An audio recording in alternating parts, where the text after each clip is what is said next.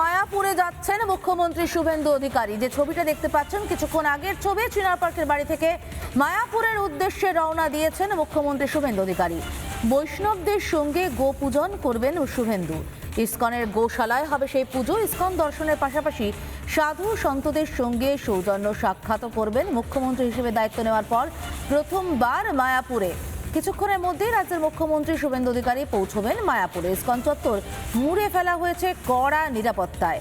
উপহার হিসেবে মুখ্যমন্ত্রীকে দেওয়া হবে গাভীর মূর্তি। যে ছবিটা আপনারা দেখতে পাচ্ছেন চিনার পার্কের বাড়ি থেকে বেরোনোর সময়ের ছবি দেখতে পাচ্ছেন। চিনার পার্কের বাড়ি থেকে মায়াপুরের উদ্দেশ্যে রওনা দিয়েছেন মুখ্যমন্ত্রী শুভেন্দু অধিকারী। বৈষ্ণবদের সঙ্গে গোপূজন করবেন, সাধু সন্তদের সঙ্গে সাক্ষাৎ করবেন, ইসকনের গোশালায় পুজো করবেন তিনি।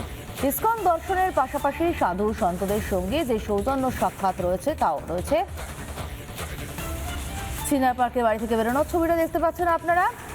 মায়াপুরের গোশালায় গোপূজন করবেন মুখ্যমন্ত্রী শুভেন্দু অধিকারী। সাধু সন্তদের সঙ্গে করবেন সাক্ষাৎ।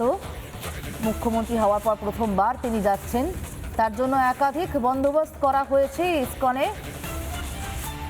গাভীর মূর্তি উপহার দেওয়া হবে মুখ্যমন্ত্রীকে, দেওয়া হবে শ্রীকৃষ্ণের মূর্তিও। সরাসরি নবদ্বীপের মায়াপুর থেকে রয়েছেন আমাদের প্রতিনিধি পিঙ্কি। চলে যাব পিঙ্কির কাছে সরাসরি। পিঙ্কি, নিশ্চিতভাবেই মুখ্যমন্ত্রী আসবেন, একবারে সাজো সাজো রব, নিরাপত্তারও কড়াকড়ি থাকবে। আমি তোমার কাছে এটা বুঝতে চাইবো, সেটা হচ্ছে গো পূজন যেটা হবে সেটা ঠিক কোথায় হবে, কিভাবে হবে, এই পুরো বিষয়টা যদি বিস্তারিত দর্শকদেরকে একটু জানাও।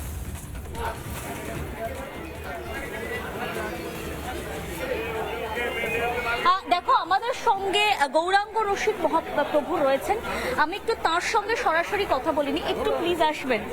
নমস্কার, কেমন আছেন? আগে খুব ভালো, খুব ভালো। আজকে অত্যন্ত একটা শুভ দিন, তার মধ্যে মুখ্যমন্ত্রীকে কাছে পাচ্ছেন। আজকে দিনটা কিভাবে কাটাবেন, সঙ্গে গোমাতার সেবা আজকে কিভাবে করবেন, কি বন্দোবস্ত রেখেছেন একটু যদি জানান। ইসকন হেডকোয়ার্টার শ্রীধাম মায়াপুরে পশ্চিমবঙ্গের মাননীয় মুখ্যমন্ত্রী শুভেন্দু অধিকারীজি শুভ পদার্পণ করছেন। এতে সমস্ত নদিয়াবাসীর সঙ্গে ইসকন মায়াপুর ইন্টারন্যাশনাল সোসাইটি হেডকোয়ার্টার্সের লোক তাকে স্বাগত জানাবার জন্য সম্পূর্ণরূপে প্রস্তুত হয়ে আছে এবং আমরা আনন্দিত। এবং এই শুভ দিনে তিনি গোশালা পরিদর্শন করবেন, গোমাতার পুজো করবেন, গোমাতাকে নিজ হস্তে খাওয়াবেন এবং এখানে যজ্ঞ হচ্ছে তাতে অংশগ্রহণ করবেন। সব কিছু মিলে তো আগেও এসেছেন মায়াপুর ইসকনে, এর আগে যখন বিরোধী দলনেতা ছিলেন, তার আগে যখন তিনি নেতা ছিলেন সেই সময়ও এসেছেন তিনি, এবারে মুখ্যমন্ত্রী হিসেবে আসছেন। এই দুটোর মধ্যে পার্থক্য কি? নাকি না, হোল ওয়ার্ল্ড পিপল, সমগ্র বিশ্বের মানুষকে শ্রীধাম মায়াপুরে আসতে হবে, শুধু শুভেন্দু নয়, এখানে সমগ্র বিশ্বের মানুষ আসেন এবং বর্তমানেও 80টা দেশের 1000-এর বেশি বিদেশি ভক্তবৃন্দ এখানে রয়েছেন। সুতরাং এখানে সিএম ডিএম জাতি ধর্ম বর্ণ নির্বিশেষে সকলের জন্য অবাধ অধিকার এবং শ্রী চৈতন্য মহাপ্রভু সকলকে ডাকছেন, তোমরা এখানে আসো, এবং হাত তুলে তিনি সকলকে আহ্বান করছেন আসার জন্য। এবং মানুষ এখানে শান্তির সন্ধানে, অমৃতের সন্ধানে এবং তাদের মূল্যবোধকে জাগরণের জন্য, আধ্যাত্মিক নবজাগরণের জন্য এখানে আসতে বাধ্য।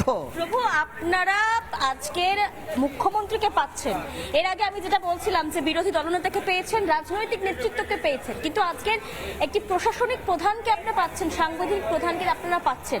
মায়াপুর ইসকনের জন্য আরো যাতে ইনফ্রাস্ট্রাকচার উন্নত হয় এবং সারা দেশ থেকে মানুষজন যারা আসেন তারা যাতে আরো এটাকে তীর্থস্থান হিসেবে প্রচারিত হয়, সেটার জন্য কথা বলবেন, সেটার জন্য আবেদন করবেন মুখ্যমন্ত্রীকে। আবেদন আমাদের করার কিছু নেই। যিনি পিতা হন তিনি জানেন যে সন্তানের কি প্রয়োজন। শুভেন্দু অধিকারী এখন তিনি মুখ্যমন্ত্রী হয়েছেন, তিনি নিজেই জানতে পারবেন যে কোথায় কি হচ্ছে, কার কি প্রয়োজন সমগ্র বিশ্বের। এবং মায়াপুর নবদ্বীপ ধামকে উন্নতির জন্য সমগ্র পৃথিবীর মানুষ অধীর আগ্রহ অপেক্ষা করছেন এবং সেন্ট্রাল গভর্নমেন্ট, স্টেট গভর্নমেন্ট, এই দুটো সরকার একসঙ্গে কম্বাইন্ডলি তারা সমগ্র মায়াপুরের উন্নতি করবেন, এটা আমরা দৃঢ় বিশ্বাস রাখি। কোনো রাজনৈতিক প্রশ্ন করতে চাই না, শেষ প্রশ্ন করব। গত পূর্বতন সরকারের থেকে এই সরকারের উপর আশা কি বেশি রাখছেন, বা কোথাও গিয়ে আশাটা বেশি রাখা যাচ্ছে মনে হচ্ছে? আশা প্রত্যেকের আছে এবং প্রত্যেকে সচেষ্ট হন।